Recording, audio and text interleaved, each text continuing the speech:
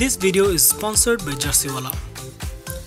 Jerseywala is an online-based jersey store in Bangladesh, from where you can get the best quality jersey in a very reasonable price.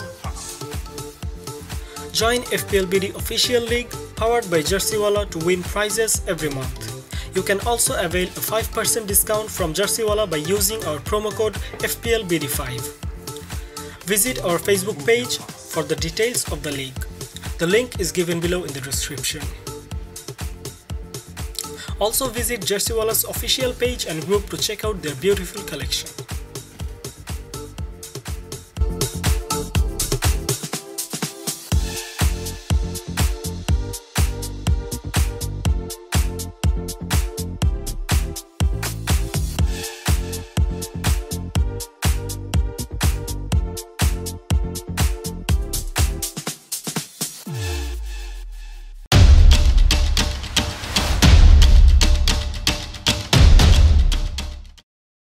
আসসালামু আলাইকুম। আজকের ভিডিওতে আমরা কথা বলবো differential player নিয়ে। তো অনেকে আসলে জানেন না ডিফারেন্সিয়াল প্লেয়ারটা কি। শুরুতে আমি যদি বলে নিই what is differential player in এফপিএল। Differential player হচ্ছে গিয়ে যে কিছু প্লেয়ার যাদেরকে খুব বেশি ম্যানেজাররা নেয় না, খুব অল্প সংখ্যক ম্যানেজাররা নেয়, যাদের ওনারশিপ লো, একদম সিম্পল কথায় যদি বলি যাদের ওনারশিপ লো। এখন এটার কোনো একদম বাধা ধরা কোনো নাম্বার তো নাই, বাট নর্মালি 10%-এর চেয়ে নিচে যাদের ওনারশিপ তাদেরকে ডিফারেন্সিয়াল প্লেয়ার ধরা হয়। আরও ডিফারেন্সিয়াল হতে পারে যাদের 5%-এরও কম ওনারশিপ। এখন বলতে পারেন যে কেন আমরা ডিফারেন্সিয়াল নিব, ডিফারেন্সিয়াল নেওয়ার দরকারটা কি। এখন আমি যদি বলি যে এফপিএলের সবচাইতে ফেমাস প্লেয়ারকে, অ্যাটলিস্ট রিসেন্ট টাইমে সালা, সবার টিমে সালা আছে, সবার টিমে ধরেন হ্যারি কেইন যদি খেলতো আগের সিজনের মতো তাহলে সবার টিমে হ্যারি কেইন থাকবে, সবার টিমে আর্নল্ড থাকবে। দেখা গেলো আপনি মোটামুটি একটা স্ট্যান্ডার্ড টিম বানায় ফেললেন। কিন্তু এতে প্রবলেমটা কি যে সবার টিমেই যখন এই প্লেয়ারগুলো থাকবে তাহলে ওরা যদি পয়েন্ট দেয় সবাই পাবে, আপনি তাহলে কিভাবে কারো থেকে আগায় যাবেন? সবার সমান পয়েন্ট থাকবে। এই জন্যই আমরা ডিফারেন্সিয়ালগুলো খেলি যে কিছু কমন প্লেয়ারের মাঝে কিছু কিছু আনকমন প্লেয়ারও আমরা খেলি যাদের ওনারশিপ কম। এতে করে যেটা হবে যে ওরা যদি পয়েন্ট দেয় তাহলে ওই পয়েন্টটা সবাই পাবে না, ওই অল্প কিছু সংখ্যক ওনাররাই পাবে। সো আপনি যদি একটা ডিফারেন্সিয়াল প্লেয়ার নেন এবং সে যদি অ্যাকচুয়ালি পয়েন্ট রিটার্ন করে, ভালো পয়েন্ট রিটার্ন করে, তাহলে আপনার র্যাঙ্ক অনেকটা বুস্ট হবে, যেটা নর্মাল হাই ওন্ড প্লেয়ার দিয়ে হবে না। ইভেন অনেক সময় এটাও হয় হাই ওন্ড প্লেয়ার দিয়ে আপনার লাভের চেয়ে লসও হয়ে যায়, কারণ আপনি একটা হাই ওন্ড প্লেয়ার রাখলেন, এফেক্টিভ ওনারশিপ বলে একটা কথা আছে, অনেক মানুষ তাকে ক্যাপ্টেন দিল, ওই উইকে যদি আপনার টিমেও থাকে এবং ক্যাপ্টেন না দেন তাহলে আপনার বলতে গেলে ওইটা আসলে লস। ও যত বেশি পয়েন্ট দিবে আপনার র্যাঙ্ক তত কমতে থাকবে। সো ডিফারেন্সিয়াল প্লেয়ার কিছু ইম্পর্টেন্স আছে, এবং ডিফারেন্সিয়াল প্লেয়ার যখন আপনি ক্যাপ্টেন দিবেন ওটা আরও বেশি ডিফারেন্সিয়াল হয়ে গেল। তার মানে একে তো ডিফারেন্সিয়াল ও পয়েন্ট দিলেই ওইটা আপনার জন্য বোনাস, তারপরে যে যখন আপনি তাকে ক্যাপ্টেন দিবেন ওই পয়েন্টটা ডাবল হয়ে যাবে। সো অনেক বেশি লাভ হবে। বাট হ্যাঁ, এটা একটু বেশি রিস্ক হয়ে যায়। নর্মালি ডিফারেন্সিয়াল প্লেয়ার টিমে থাকাটাই একটা অ্যাডভান্টেজ, তারপর তাকে ক্যাপ্টেন্সি দেয় না দেয় আপনার ব্যাপার। তো এখন আমরা প্রত্যেকটা পজিশনে কিছু ডিফারেন্সিয়াল প্লেয়ার নিয়ে কথা বলবো এফপিএল। শুরুতেই যদি বলি ডিফারেন্সিয়াল গোলকিপার, একটাই গোলকিপারের কথা আমার মাথায় আসছে, সেটা হচ্ছে বার্ন্ড লেনো, আর্সেনালের গোলকিপার, 5 মিলিয়ন প্রাইস। এখন সবাই আর্সেনালের নাম শুনলেই সবাই হয়তো ভাবে যে আর এটা তো মজা করতেছে, আর্সেনাল প্লেয়ার কে সাজেস্ট করে। বাট কিছু স্ট্যাটস বা ফ্যাক্টস যদি আপনাকে বলি যে সেটা হয়তো বা কেউ ফোকাস করে নাই। লাস্ট সিজনে লেনো 11টা ক্লিনশিট রেখেছে, মাত্র 4টা গোলকিপার তার চাইতে বেশি রাখছে, Ederson, Emi Martinez, Mendy and আরেকটা হয়তো বা সেমাইকেল বা এই টাইপের কেউ। এবং এইটার চাইতেও যদি আরও একটা বেটার স্ট্যাট বলি যে আর্সেনাল পুরাটা টিম, আমরা যেই টিমকে বলি যে বাজে টিম, ডিফেন্সিভলি বাজে, ওরা পুরো সিজনে মাত্র 39 গোলস কনসিড করছে প্রিমিয়ার লিগের লাস্ট সিজনে, সেটা সিজনের 3rd বেস্ট। মানে আর্সেনালের চাইতে কম গোল কনসিড করছে একমাত্র ম্যানচেস্টার সিটি এবং সম্ভবত চেলসি। না, চেলসি হয়তো আরও বেশি কনসিড, মানে দুইটা টিম, জাস্ট ম্যান সিটি বাদে আরেকটা টিম। সো 3rd বেস্ট বলতে গেলে এটা লিগে যে গোল কনসিডের দিক দিয়ে। হ্যাঁ, এখন এটা হইলে লাভ নাই যে মানে প্রত্যেক ম্যাচে একটা করে গোল কনসিড করলো। এমনও যদি হয় এক ম্যাচে 3টা গোল কনসিড করলো আর এক ম্যাচে একটাও করলো না, তাহলে অ্যাডভান্টেজ আছে। বাট 2 ম্যাচে যদি একটা 2টা গোল কনসিড করে তাহলে আমাদের লস। এটাই হয়েছে আর্সেনালের সাথে, যে ওরা গোল কম কনসিড করছে বাট ম্যাক্সিমাম ম্যাচেই গোল কনসিড করে ফেলছে। বাট এই সিজনে আমার মনে হয় ওই জিনিসটা আরও ইমপ্রুভ হবে, যে সিলি কোনো মিস্টেক না করে বা পুরো ম্যাচ ভালো খেলে লাস্টে গোল কনসিড না করা, এই ধরনের ঘটনা আরও কম ঘটবে যদি বেন হোয়াইট ভালোভাবে পারফর্ম করতে পারে। যে বেন হোয়াইট অ্যাকচুয়ালি ওদের টিমের সাইনিং হয়ে গেছে, অফিসিয়াল হয়ে গেছে, এফপিএলও সে আর্সেনাল হয়ে আছে এখন। সো বেন হোয়াইট অনেক দাম দিয়ে কিনেছে, অনেক আশাবাদী তারা ইংল্যান্ডের ইয়াং ডিফেন্ডার। দেখা যাক যদি বেন হোয়াইট ভালো পারফর্ম করতে পারে, ব্রাইটনে ভালো করেছে, তাহলে আমার মনে হয় ডিফেন্সটা আরও স্ট্রং হবে এবং ক্লিনশিট পাওয়ার প্রবাবিলিটি আরও বাড়বে। এবং ওনারশিপ অনেক কম, 2.3% মাত্র। যারা লো বাজেটের গোলকিপার নিচ্ছেন তারা 4.5 হয়তো বা সানচেজ কিংবা বাচম্যানকে নিচ্ছেন। যারা একটু বেশি দিয়ে নিচ্ছেন হয়তো 5.5 এমি মার্টিনেজে চলে গেছেন। আমার মনে হয় 5.5 অনেক বেশি গোলকিপারের জন্য। ম্যাক্স 5 হয়তো বা আমি স্টার্ট করবো অ্যাটলিস্ট সিজনের স্টার্টে, বা 4.5 আপনি করতে পারেন। বাট যদি আপনার 4.5-এর কোনো গোলকিপার পছন্দ না হয় সেই ক্ষেত্রে আপনি লেনোকে নিয়ে অনেকটা সেট অ্যান্ড ফরগেট হিসেবে ইউজ করতে পারেন, কারণ তার ফিক্সচার যথেষ্ট ভালো।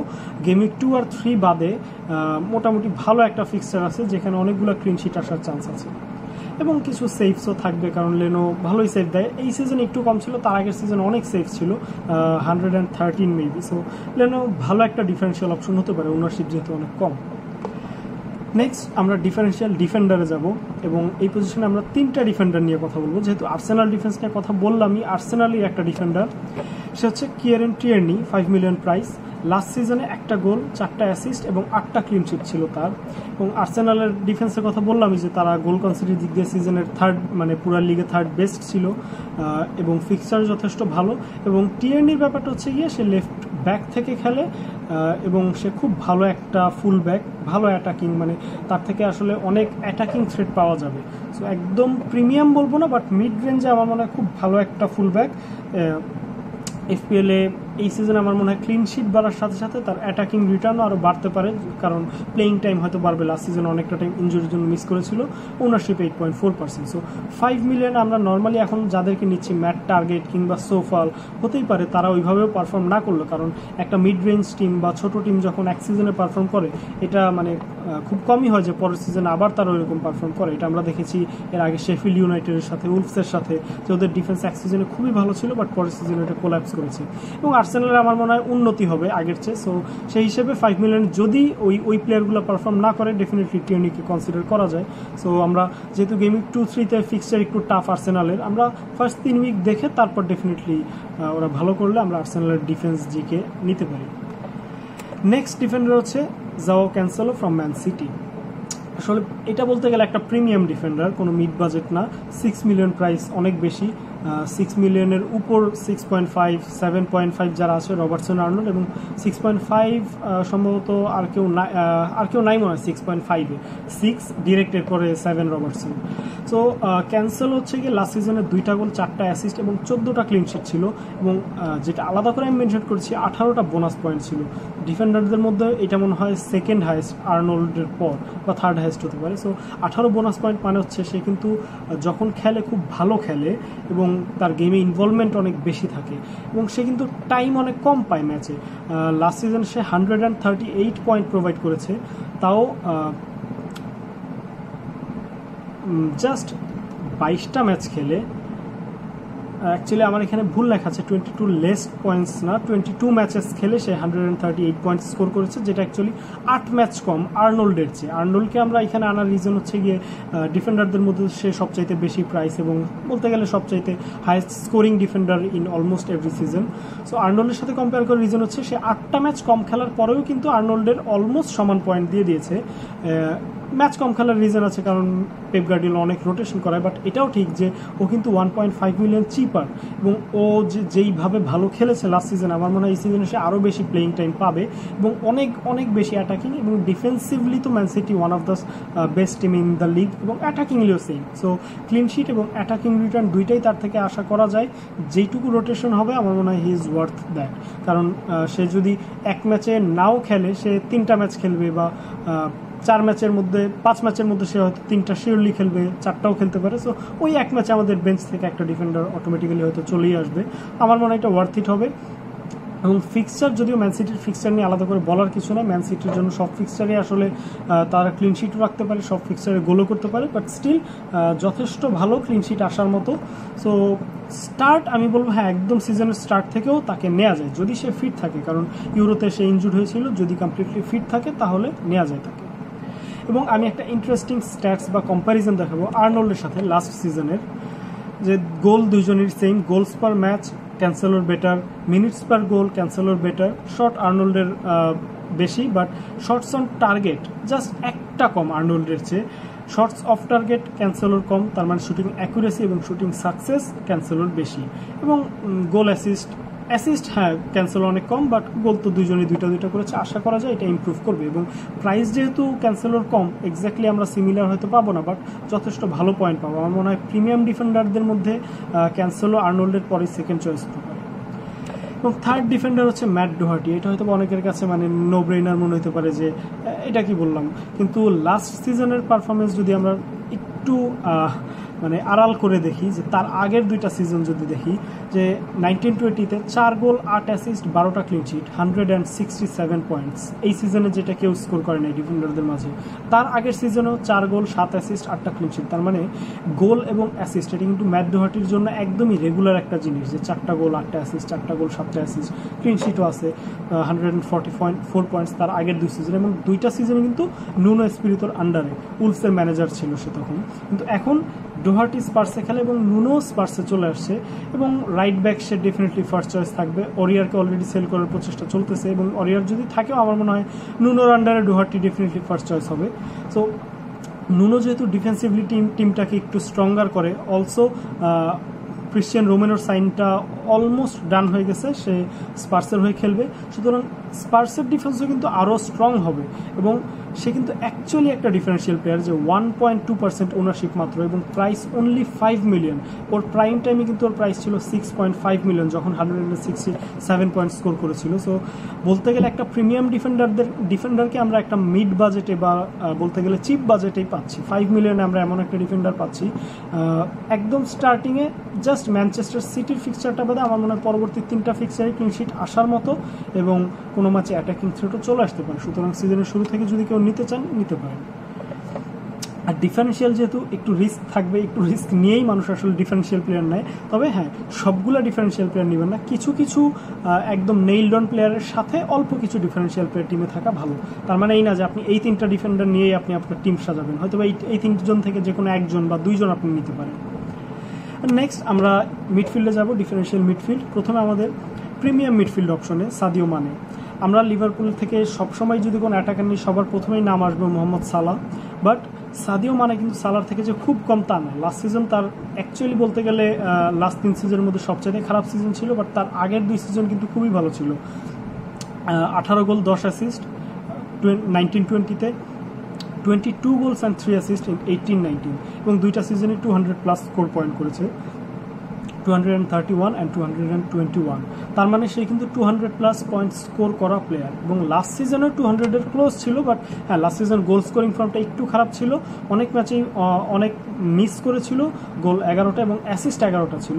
সে আসলে ম্যাচ ইনভলভমেন্ট এত বেশি থাকে যে বোনাস পয়েন্ট সে অনেক বেশি পায়। তার মানে সে যখন পারফর্ম করে বোনাস পয়েন্ট পাওয়ার প্রবাবিলিটি অনেক বেড়ে যায়। সে একটা গোল করলেই দেখা যায় 3 বোনাস পেয়ে যায়, অনেক সময় অ্যাসিস্ট করেও 3 বোনাস নিয়ে নেয়। সো সে যদি সামহাও এই সিজনে পারফর্ম করতে পারে এবং ফিনিশিংটা আবার আগের মতো হয়ে যায়, তাহলে ডেফিনেটলি ও একটা খুবই ভালো অপশন হবে। এবং ওনারশিপ খুব কম, কারণ ম্যাক্সিমাম সবাই সালাকে নিবে। এখন আমি বলতেছি না আপনারা সালা বাদ দিয়ে মানে নেন, মানের কম্প্যারিজনটা আসবে কার সাথে? 12 মিলিয়নের যেহেতু ব্রুনো এবং কেডিবির সাথে। এখন অনেকেই এটা কোয়েশ্চেন তুলতেছে যে ব্রুনো আর কেডিবি 12 মিলিয়নের ওয়ার্থ কিনা, ওরা তো মিডফিল্ডার। আসলে দুইজনই বলতে গেলে, কেডিবির কথা যদি বলি, যে কেডিবি আসলে mostly play maker, assist provider, goal scorer, একদম লিথাল গোল স্কোরার না। পেনাল্টি বাদে ওর গোল খুব কমই হয়। লাস্ট সিজনে মানে একদম পেনাল্টি ছাড়া গোল খুবই কম ছিল, এবং তার আগের সিজনে কিছু গোল ছিল, বাট বলতে গেলে 50-50 পেনাল্টি নন পেনাল্টি মিক্স করে। এখন 12 মিলিয়নের আমরা প্লেয়ার যদি নেই, গোল যদি না আসে, তাহলে কিন্তু আমাদের ওই ভ্যালুটা আসলে উসুল হয় না, কারণ মিডফিল্ডার আমরা নেই যাতে গোল করলে একটা পয়েন্ট বেশি পাই। সো আমরা 12 মিলিয়ন দিয়ে একটা প্লেয়ার নিলে আমরা চাইবো সে গোল করুক। ব্রুনোর ব্যাপারটা আলাদা, সে পেনাল্টি অনেক বেশি পায়, পেনাল্টিগুলো স্কোরও করে। সো বলবো না একদম ব্রুনোর জায়গায় মানেকে নিয়ে নিতে, বাট আমি বা অনেকেই কেডিবিকে কনসিডার করতেছিলাম, বাট সেই জায়গাটা আমার মনে হয় মানেকে দিয়ে সিজন স্টার্ট করানো যায়, কারণ শুরুতে ফিক্সচারটা কিন্তু নরউইচ এবং বার্নলি এবং দুইটা ম্যাচেই পয়েন্ট আসতে পারে, এবং তারপরে চেলসি, লিস্টার, ক্রিস্টাল প্যালেস, এই কিছু টাইপের ফিক্সচার আছে যেগুলায় সালার চাইতে বেশি মানে এফেক্টিভ হয়, যেমন চেলসি, লিস্টার, এই টাইপের টিমগুলায় সালাকে আসলে অনেক বেশি কাভার করে রাখা হয়, সেই টাইমে মানে ইনভলভ থাকতে পারে সামহাউ, সেটা গোল হোক অ্যাসিস্ট হোক। এবং প্রি সিজনে আমরা দেখেছি যে মানে ভালো খেলেছে, এবং প্রি সিজনের পরেই আমার মেইনলি মানেকে নেওয়ার আইডিয়াটা আসছে, কারণ খুবই সে ইগার ছিল গোল স্কোর করার, তার আগের ফর্মে ফিরে আসার। সে অনেকগুলো ইন্টারভিউতে বলেছিল যে সে অনেক হার্ডওয়ার্ক করতেছে ওভারকাম করার। লাস্ট সিজন কেন তার খারাপ গেল সে নিজেও জানে না, but he will definitely improve, I believe. আমার টিমেরই প্লেয়ার, সো আশা করি সে ভালো করবে, এবং এই আশায় হয়তো আমি তাকে দিয়ে সিজন স্টার্টও করাতে পারি। নেক্সটে ম্যান সিটি গ্যাম্বল। মিডফিল্ডে ম্যান সিটির এই দুইটা প্লেয়ারের মধ্যে যে কোনো একটা প্লেয়ারকে নিয়ে কিন্তু গ্যাম্বল করা যায়। দুইটা প্লেয়ারই লাস্ট সিজনে 9টা গোল 8টা অ্যাসিস্ট করেছে। ফিল ফোডেনের গোলটা হয়তো এখানে আমি অ্যাড করতে পারিনি। দুইজনই 9টা গোল 8টা অ্যাসিস্ট করেছে। প্রাইস একজনের 8 মিলিয়ন, একজনের 9 মিলিয়ন, রিয়াদ মাহরেজ এবং Phil Foden. Minutes Phil Foden একটু কম পেয়েছে মাহরেজের চেয়ে, বাট দুইজনই যথেষ্ট পরিমাণে রোটেট হয়েছে। কিন্তু আমার মনে হয় এই সিজনে ফিল ফোডেন অনেক বেশি প্লেইং টাইম পাবে, মানে রেগুলার স্টার্টার হিসেবে হয়তো বা সে খেলবে। কেভিন ডুব্রাইনের সাথে আমার মনে হয় ফিল ফোডেন একটা প্লেয়ার হতে পারে যে রেগুলার ম্যান সিটির অ্যাটাকার হয়ে নামবে, সেটা উইঙ্গে হোক, মিডফিল্ডে হোক, মাঝে মাঝে ফলস লাইনে হোক। মাহরেজকে যেহেতু সেলে রাখা হয়েছে, আমি এক্ষুনি বলবো না ওকে নিয়ে নেন, কারণ ট্রান্সফার উইন্ডো এখনো শেষ হয় না, অনেক কিছু হতে পারে। মাহরেজ এবং স্টার্লিং দুইজনকে আসলে সেলিং লিস্টে রাখা হয়েছে ম্যান সিটির। সো সেই ক্ষেত্রে মাহরেজ একটা রিস্কি অপশন হতে পারে, যদিও প্রি সিজন খেলতেছে, গোল করতেছে, অনেক হয়তো নেওয়ার কথা ভাবতেছে না, বাট আমি বলবো মাহরেজের চেয়ে ফোডেন বেশি সেফ, কারণ তাকে কোনোভাবে পেপ গার্ডিওলা সেল করবে না, এবং সে খেলবে সাবে হোক স্টার্টে হোক, এবং সে সাবে এসেও যথেষ্ট পরিমাণে পয়েন্ট করতে পারে। সেটা সে প্রুভ করেছে লাস্ট 2 সিজনেই, যে 9টা গোল 8টা অ্যাসিস্ট, মানে 17 গোল ইনভলভমেন্ট। এই রেগুলার না খেলো, বলতে গেলে হাফ টাইম খেলেছে পুরো সিজনের 1600 মিনিট। সো হাফ টাইমেরও কম আসলে। সো আমার মনে হয় ও যদি আরও বেশি টাইম পায়, অনেক অনেক বেশি ইমপ্রুভ করবে এবং অনেক বেশি পয়েন্ট রিটার্ন করবে। লাস্ট সিজনের 135 এবং 145 পয়েন্ট দিয়েছে দুইজন। এই সিজনে আমার মনে হয় ফোডেনের পয়েন্টটা আরও বাড়বে, এবং ওনারশিপ দুইজনেই যথেষ্ট কম। ফোডেনের যদিও আপাতত 10%-এর একটু বেশি, বাট সবগুলো প্লেয়ার যখন জয়েন করবে আমার বিশ্বাস সেটা নেমে যাবে, এই কারণে আসলে তাকে ডিফারেন্সিয়াল লিস্টে রাখা। নেক্সটে আমরা যাব বাজেট মিডফিল্ডে। প্রথমেই বাজেট মিডফিল্ডে যে অপশনটা চলে আসে 6 মিলিয়নের জ্যাক হ্যারিসন। লাস্ট সিজনের লিডসের হয়ে সে 8টা গোল 10টা অ্যাসিস্ট করেছে এবং 160 পয়েন্ট স্কোর করেছে। সেটা কিন্তু সাদিও মানের খুবই ক্লোজ, মানে সাদিও মানের চেয়ে just 16 point com, but price কিন্তু তার হাফ। তার মানে খুবই একটা ভালো অপশন হতে পারে লিডসের হ্যারিসন। এবং লিডস কী পরিমাণে অ্যাটাকিং ফুটবল খেলে সেটা আমরা লাস্ট সিজন যারা দেখেছি তারাই জানি। লিডসের জন্য আসলে ম্যান সিটির মতো যে ফিক্সচার ম্যাটার করে না, তারপরে যেহেতু অত বড় টিম না, বা প্রেসিং যখন একটা টিম খেলে রেগুলার হয়তো ভালো খেলতে পারে না, বাট স্টিল যে কোনো ফিক্সচারে আমার মনে হয় লিডসের কোনো অ্যাটাকার টিমে থাকলে তাকে প্লেইং 11-এ রাখানো যায়, এবং সে পয়েন্টও দিতে পারে। লাস্ট সিজন আমরা দেখেছি ব্যামফোর্ড, রাফিনহা, হ্যারিসনের থেকে। আশা করি এই সিজনে সে ভালো করবে, এবং ম্যান সিটি থেকে পার্মানেন্ট ডিলে তাকে টিমে নেওয়া হয়েছে, আগে লোনে ছিল। সো আশা করি এই সিজনও সে রেগুলার খেলবে এবং 6 মিলিয়নে খুব ভালো রিটার্ন দিবে। সিজন স্টার্ট থেকে নেবেন কিনা সেটা বলতে গেলে আসলে অনেকটাই ম্যাটার করে, কারণ স্টার্টিংয়ের 4টা ফিক্সচার খুব ইজি বলবো না, আবার খুব ডিফিকাল্ট না। সো এখানে গোল আসতে পারে, বাট একদম খুব বেশি পয়েন্ট হয়তো আসবে না। চাইলে নিতে পারেন, বা গেম উইক 5 থেকে একদম সেট অ্যান্ড ফরগেট টাইপ তাকে নেওয়া যেতে পারে। নেক্সট বাজেট মিড অপশন হচ্ছে বার্টেন ট্রায়োরে। অনেকেই ভাবতে পারে যে মানে এখানে এমিলিয়ানো বুন্দিয়া, ওয়াটকিন্স নিয়ে যখন সবাই কথা বলে, কেন বার্টেন ট্রায়োরেকে আমি এই লিস্টে আনলাম। আর যেহেতু বাজেট মিড, আমি এখানে 6 মিলিয়নের বেস্ট 3টা অপশনকে আনার চেষ্টা করেছি, এবং বুন্দিয়া 6.5, বাট সে টিমে নতুন আসছে। এবং কথা হচ্ছে জ্যাক গ্রিলিশ যদি টিম ছাড়ে, তাহলে এমিলিয়ানো বুন্দিয়া হয়তো বা তাদের প্লে মেকারের রোলটা প্লে করবে নাম্বার 10-এ। বাট রাইট উইঙ্গে কিন্তু বার্টেন ট্রায়োরেই খেলার কথা। এমিলিয়ানো বুন্দিয়া যদিও রাইট উইঙ্গে খেলতে পারে, বাট জ্যাক গ্রিলিশ চলে গেলে বুন্দিয়া মোস্ট প্রবাবলি ক্যামে চলে আসবে, কারণ রস বার্কলি কিন্তু এখনও চেলসিতে আছে, মানে লাস্ট সিজন লোনে ছিল, বাট এখনও কোনো ডিল হয় নাই। সেই কেসে বার্টেন ট্রায়োরে যদি রাইট উইঙ্গে খেলে, আমার মনে হয় লাস্ট সিজনের চেয়ে বেটার অপশন হবে। এবং একটা ইন্টারেস্টিং ফ্যাক্ট হচ্ছে লাস্ট সিজনে গ্রিলিশ আর বার্টেন ট্রায়োরে সমান পয়েন্ট স্কোর করেছে, এবং মিডফিল্ডারদের মধ্যে অ্যাস্টন ভিলার হাইয়েস্ট পয়েন্ট স্কোরার বার্টেন ট্রায়োরে। হ্যাঁ গ্রিলিশ অনেকটা টাইম ইনজুর ছিল, বাট স্টিল 7 গোল 7 অ্যাসিস্ট 300 মিনিটসের মতো খেলে আমার মনে হয় খুব খারাপ না, এবং 135 পয়েন্টস, ওনারশিপও খুব কম। আমার মনে হয় অ্যাটলিস্ট সিজনের স্টার্টের যে 3টা ইজি ফিক্সচার ওইখানে আমার মনে হয় বার্টন ট্রায়ারে স্টার্ট করবে, কারণ নতুন যারা আসছে তাদের সেট হতে টাইম লাগবে। সেটা বেইলি হোক, বেইলি আমার মনে হয় না একদম রেগুলার স্টার্ট করবে, কারণ সে এখনও মনে হয় ইংল্যান্ডে এসে পৌঁছায় নাই, মাত্র ডিলটা হয়েছে, ওর প্রাইসও রিভিল হয় নাই, অফিসিয়াল হয় নাই সাইনিং। সো আমার মনে হয় বার্টন ট্রায়ারে অ্যাটলিস্ট 3 উইক খেলবে, এবং ওই 3 উইকে ভালো একটা পয়েন্ট রিটার্ন আসতে পারে, এবং 3 উইক পরে আমরা হ্যারিসন হয়তো শিফট করতে পারবো চাইলে। এবং নেক্সট একটা অপশন হচ্ছে ইসমাইলা সার, ওয়াটফোর্ডের। ইসমাইলা সার লাস্ট সিজন চ্যাম্পিয়নশিপে খেলেছে, বাট তার আগের সিজনে ওয়াটফোর্ডের হয়ে খেলেছিল প্রিমিয়ার লিগে, এবং প্রিমিয়ার লিগে সে 5টা গোল 7টা অ্যাসিস্ট করেছিল 2000-এর মতো মিনিট খেলে, এবং সিজনের লাস্টের দিকে কিন্তু তার ফর্ম খুবই ভালো ছিল, স্পেশালি লিভারপুলের আনবিটেন রানটাকে যখন ওয়াটফোর্ড এন্ড করেছিল ওই ম্যাচে কিন্তু ইসমাইলা সার একদম বলতে গেলে সিঙ্গেল হ্যান্ডেডলি আর সিঙ্গেল ফুটেডলি লিভারপুল ডিফেন্সকে পুরো ধ্বংস করে দিয়েছিল, এবং গোল করেছিল, হ্যাট্রিক করছিল কিনা আমার মনে নাই, মনে হয় ব্রেস ছিল, 2টা গোল ছিল, হ্যাট্রিক না সম্ভবত, বাট স্টিল খুব ভালো খেলেছিল। এবং পরবর্তীতে ক্লাব কিন্তু তাকে টিমে নেওয়ার চেষ্টাও করেছে, লিভারপুল কন্ট্যাক্ট করেছে, যদিও সাইন হয়নি। সো ইসমাইল আসাদ ভালো একটা প্লেয়ার, এবং ওয়াটফোর্ডের স্টার্টিং ফিক্সচার কিন্তু খুবই ভালো, মানে বলতে গেলে নিউলি প্রমোটেড সাইড 3টার মধ্যে ওয়াটফোর্ডের ফিক্সচারই সবচেয়ে ভালো, যদিও ওয়াটফোর্ড এখন আগের মতো অ্যাটাকিং খেলে না, একটু ডিফেন্সিভলি খেলেছে চ্যাম্পিয়নশিপে, বাট প্রিমিয়ার লিগে আমার মনে হয় আরেকটু অ্যাটাকিং খেলতে হবে, না হলে হয়তো বা পারবে না। সো ওই সেন্স থেকে 6 মিলিয়ন আমার মনে হয় যদি কেউ ফিক্সচার ওয়াইজ যাইতে চান তাহলে ইসমাইল আসার একটা অপশন হতে পারে। নেক্সট আমি ফরওয়ার্ডে মুভ করবো, ডিফারেন্সিয়াল ফরওয়ার্ড।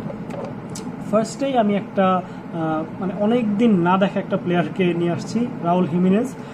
যারা লাস্ট সিজনে খেলেছেন তারা হয়তো বা খুব বেশি চিনবেনও না, কেউ হয়তো ওইভাবে টিমেও নেননি, বাট যারা তার আগের 2 সিজন খেলেছেন তারা চিনবেন যে রাউল হিমেনেজ বলতে গেলে একটা FPL লেজেন্ড। আমি এখানে তার আগের সিজনের স্ট্যাটস ইনক্লুড করেছি, কারণ লাস্ট সিজন সে সিজনের শুরুর দিকে ইনজুর্ড হয়, হেড ইনজুরি, একটা খুব বড় ইনজুরি ছিল, এবং তারপর আর খেলতে পারেনি, পুরো সিজনে রিটার্ন করতে পারেনি। ফাইনালি সে এই সিজনে রিটার্ন করছে, প্রি সিজনে গোলও দিয়েছে। তার আগের সিজনের যদি স্ট্যাটসটা দেখেন, 17টা গোল 7টা অ্যাসিস্ট, তার মানে 24 গোল ইনভলভমেন্ট 38 ম্যাচেসে, বা আরেকটু কম হতে পারে, অলমোস্ট ফুল টাইমই খেলে। 194 পয়েন্টস, অলমোস্ট 200 পয়েন্টস এই সিজনে, যেটা ব্যামফোর্ড দিয়েছে এক্স্যাক্টলি 194 পয়েন্টস, ওর চাইতে বেশি শুধুমাত্র হ্যারি কেইন দিয়েছে এই সিজনে। তার মানে ও কিন্তু 7.5 মিলিয়নের এমন একটা প্লেয়ার যে অলমোস্ট 200 পয়েন্ট স্কোর করতে পারে। তার আগের সিজনেও কিন্তু ওর এইরকমই 20+ গোল ইনভলভমেন্ট ছিল, জাস্ট 1 সিজন ওয়ান্ডার না। সো সে ডেফিনেটলি একটা ভালো অপশন হতে পারে, এবং তার স্পেশালিটি হচ্ছে গিয়ে যে উলফসে বলতে গেলে ট্যালিসম্যান, গোল অ্যাসিস্ট সব কিছুই তারা ইনভলভমেন্ট থাকে, পেনাল্টি নেয়, হেড নেয় ভালো, তো সব কিছু মিলিয়ে সে একটা ভালো স্ট্রাইকার এবং উলফসের একদম মেইন ম্যান বলতে গেলে। সো আশা করি সে ফিট থাকলে স্টার্ট করবে এবং ভালো খেলবে, এবং গেম উইক 1, 2, 3-তে হয়তো উলফসের ফিক্সচার অতটাও ভালো না, গেম উইক 4 থেকে খুব ভালো একটা ফিক্সচার শুরু হবে উলফসের, এবং আমরা টাইম পাবো যে এই ফার্স্ট 3টা উইকে দেখার যে উলফস কেমন করে, রাউল হিমেনেজ কেমন করে, এবং তারপর যদি তারা ভালো করে, হিমেনেজ যদি আগের মতো ফর্মে থাকে, তাহলে আমরা ডেফিনেটলি 7.5-এ রাউল হিমেনেজকে গেম উইক 4-এ টিমে নিয়ে আসতে পারবো। এবং এটা ওয়াটকিন্স টু হিমেনেজ একটা ইজি সুইচ হবে, কারণ ওয়াটকিন্সের 3টা উইকের ফিক্সচার ভালো, হিমেনেজের 3টা উইকের খারাপ, তারপর হিমেনেজের ভালো ফিক্সচার শুরু। সো আমরা ওয়াটকিন্স টু হিমেনেজ করতে পারি এক্স্যাক্টলি 7.5 প্রাইসে। নেক্সট প্লেয়ার হচ্ছে কালাম উইলসন। 7.5 আমরা অনেক ফেমাস স্ট্রাইকার অলরেডি টিমে নিচ্ছি, ম্যাক্সিমামই আমরা ওয়াটকিন্স এবং অ্যান্টোনিওকে নিচ্ছি, কেউ ইউনেচের দিকে যাচ্ছে, বাট একটা প্লেয়ার এখনও বলতে গেলে একটু আন্ডার দ্য রেডার রয়ে গেছে, সেটা হচ্ছে কালাম উইলসন। লাস্ট সিজনে কিন্তু মাত্র 2000 মিনিট খেলে 12টা গোল 6টা অ্যাসিস্ট, তার মানে 18টা গোল ইনভলভমেন্ট ছিল 2000 মিনিট খেলে, অনেকটা টাইম ইনজুর ছিল। সো সে একটা ভালো গোল স্কোরার। এর আগে বোর্নমাউথের হয়ে আমরা দেখেছি 20+ গোল ইনভলভ ছিল ওই সিজনে, মেইনলি উইলসন আর ফ্রেজারের ডুয়োটা ভালো ছিল, বাট এই সিজনে দেখা যাবে সে ফিক্সচার কিন্তু নিউক্যাসলের শুরু থেকে ভালো, তার মানে সে যেহেতু একটা ভালো গোল স্কোরার এবং পেনাল্টিও নেয়, শুরু থেকে যদি আমরা ফার্স্ট সবগুলো ভালো ফিক্সচারে তাকে টিমে রাখি, ম্যাক্সিমাম ম্যাচে গোল বা অ্যাসিস্ট কিছু না কিছু চলেই আসবে। সো আমরা চাইলে তাকে দিয়ে স্টার্ট করাতে পারি, একদম যে ডিফারেন্সিয়াল বলবো না, ওনারশিপ 10%-এর নিচে, বাট মোটামুটি ভালো একটা তার পরিচয় আছে FPL-এ। লাস্ট সিজনে যেহেতু মোটামুটি একটা টাইম ভালো খেলেছিল, এই সিজনে একদম তাকে দিয়ে চাইলে সিজন স্টার্টও করানো যায়। কেউ যদি অ্যান্টোনিও না নিয়ে উইলসন নিতে চান, আমি বলবো ভালো একটা গ্যাম্বেল হতে পারে। লাস্ট ফরওয়ার্ড অপশন নীল মোপে, অনেকে একে ফ্রড বলতে পারেন, বাট হ্যাঁ ও আরেকটু চিপার, 6.5 মিলিয়ন। ব্রাইটনের অ্যাটাকার বলতে গেলে আমরা খুব খুব বেশি ভালো অপশন খুঁজে পাই না, বাট ব্রাইটনের ফিক্সচার ভালো, লাস্ট সিজনের শেষের দিকে ওরা ভালো খেলেছিল অ্যাটাকিংলি ডিফেন্সিভলি দুইটাই। সো আমরা যদি চাই যে এই ভালো ফিক্সচারটা কোনো একটা চিপ ফরওয়ার্ড দিয়ে কাভার করবো, এবং অনেকে 6.5 ইভান টনিকে নিয়েছেন, বাট অনেকে আবার প্রেফার করে যে নিউলি প্রমোটেড কোনো সাইডের কোনো একটা প্লেয়ার ডিরেক্টলি না নিতে, একটু দেখে তারপর তারা নিতে চায়। সেই ক্ষেত্রে আমি বলবো নীল মোপেকে দিয়ে সিজন স্টার্ট করানো যেতে পারে, স্পেশালি ড্যানি ওয়েলবেক যখন ইনজুর, ব্রাইটনের অন্য যে স্ট্রাইকার ড্যানি ওয়েলবেক ইনজুর, সুতরাং নীল মোপে স্টার্ট করার কথা, এবং সে যখন স্টার্ট করে ভালোই খেলে, মেইন ম্যান হিসেবে খেলো। অ্যাকচুয়ালি ওদের টিমের মেইন স্ট্রাইকার মোপেই, কিছু সময় ফর্ম খারাপ থাকার কারণে আসলে কিছুদিন খেলে নাই বা সাবে খেলেছিল। ওয়েলবেকেরও ভালো ফর্ম ছিল, বাট নর্মালি আমার মনে হয় সে স্টার্ট করার কথা, এবং সে পেনাল্টিও নাই টিমে থাকলে। যদিও রিসেন্টলি মিস করার কারণে ব্রাইটন আসলে অনেকগুলো প্লেয়ারই পেনাল্টি এক একজন নিয়েছে, বাট আশা করি নিউ সিজন সব কিছু নতুনভাবে শুরু হলে নীল মোপে হয়তো বা আর একটু বেটার পারফর্ম করবে। তার আগের সিজনে হয়তো বা সে 12টা গোল দিয়েছিল, এই সিজনে যদি ওইরকম কিছু একটা করে, ফার্স্ট 5 উইকে হয়তো বা 3টা গোল বা সাথে কোনো একটা অ্যাসিস্ট চলে আসলে আমার মনে হয় 6.5-এ ভালো একটা আউটকাম হতে পারে। সো এই সবগুলো আমরা প্লেয়ার দেখালাম, প্রত্যেকটা পজিশনে ডিফারেন্ট প্লেয়ার, বাট এইবার আমরা পুরো একটা ডিফারেন্সিয়াল স্কোয়াড দেখাবো, যে পুরোটা স্কোয়াডই ডিফারেন্সিয়াল। এটা জাস্ট ফান, যে বলবো না আপনারা এই স্কোয়াডটাই বানায় ফেলেন, কারণ সবগুলো ডিফারেন্সিয়াল দিয়ে খেলা পসিবল না, বাট অনেকে আছে যারা মজা করতে পছন্দ করে FPL-এ বা খুব বেশি সাহসী, তারা হয়তো বা এরকম একটা স্কোয়াড বানাচ্ছে। অনেকে আছে যে ফুল অন ডিফারেন্সিয়াল খেলে, অনেকে আছে যে FPL-এ ডিফারেন্সিয়াল ছাড়া কোনো প্লেয়ারই নেয় না, তাদের জন্য হয়তো বা একটা স্কোয়াড ফান করে এই স্কোয়াডটা আপনারা দেখতে পারেন। আমার মনে হয় ডিফারেন্সিয়াল স্কোয়াড হলো যথেষ্ট ভালো পয়েন্ট করতে পারে, ইভেন সামহাও আমার মনে হয় এটা রেগুলার স্কোয়াডকে বিটও করার একটা ক্যাপাবিলিটি আছে, যে রবার্টসন, ক্যান্সেলো, ডোহার্টি, টিএনি 4টা ডিফেন্ডারই ভালো, গোলে লেনো, মিডফিল্ডে মানে, মাহারেজ, সানচো, হ্যারিসন, ট্রায়োরে 5টা মিডফিল্ডার আছে, এবং ফরওয়ার্ডও 3টা আছে, উইলসন, হেমিনেস এবং মোপে। তার মানে ভালো রোটেশন অপশন আছে, রোটেট করায় ডিফেন্ডার, মিডফিল্ড, ফরওয়ার্ড সবাইকে রোটেট করায় খেলানো পসিবল ফিক্সচার ওয়াইজ, এবং মাহারেজের জায়গায় ফোর্ডেন আসতে পারে, ইন দ্যাট কেস কোনো একটা প্লেয়ার আপগ্রেডও করা যাবে। এবং গেম উইক 1 এই টিমটা যদি লাইন আপ দেখি, আমার মনে হয় ডিফেন্সে ক্যান্সেলও বাদে বাকি সবগুলারই ইজি ফিক্সচার, মোটামুটি সবাই পয়েন্ট স্কোর করার মতো, ইভেন ক্যান্সেলও ভালো একটা ফিক্সচার হতে পারে। সো এটা জাস্ট একটা মজা, আর কিছু না। তবে হ্যাঁ, কেউ যদি সিরিয়াসলি নিতে চান নিতে পারেন। সো আজকের ভিডিও এই পর্যন্ত। ইনশাল্লাহ নেক্সটে আমাদের আরও ভিডিও আসবে এই সিজন স্টার্ট হওয়ার আগে, এবং তার আগে আমি একটা অ্যানাউন্সমেন্ট দিয়ে নিতে চাচ্ছি যে এই উইকের শুক্রবার 6 অগাস্ট রাত 9টায় আমাদের FPLBD ইউটিউব চ্যানেলে একটা লাইভ হবে, খুব স্পেশাল লাইভ, কারণ আমাদের লাইভের গেস্ট হিসেবে থাকবে লাস্ট সিজনের বাংলাদেশের FPL চ্যাম্পিয়ন আব্দুল্লাহ আল মামুন ভাই। সো আপনারা চাইলে চ্যাম্পিয়নকে ডিরেক্টলি আপনাদের কোনো কোয়েশ্চেন করতে পারেন, আপনাদের টিম রিভিউ করাতে পারেন, এবং তার যে জার্নিটা, FPL জার্নিটা, কীভাবে সে বাংলাদেশের চ্যাম্পিয়ন হলো, এবং ওভারঅল উইনিংয়ে সে কতটুকু দূরে ছিল, এই সব কিছু নিয়ে আমরা আলোচনা করবো। FPL-এর একটা ভালো আড্ডা হবে বলতে গেলে। আপনারা সবাইকে আমি ইনভাইট করলাম। ইনশাল্লাহ দেখা হবে নেক্সট ফ্রাইডে লাইভে রাত 9টায়। আল্লাহ হাফিজ।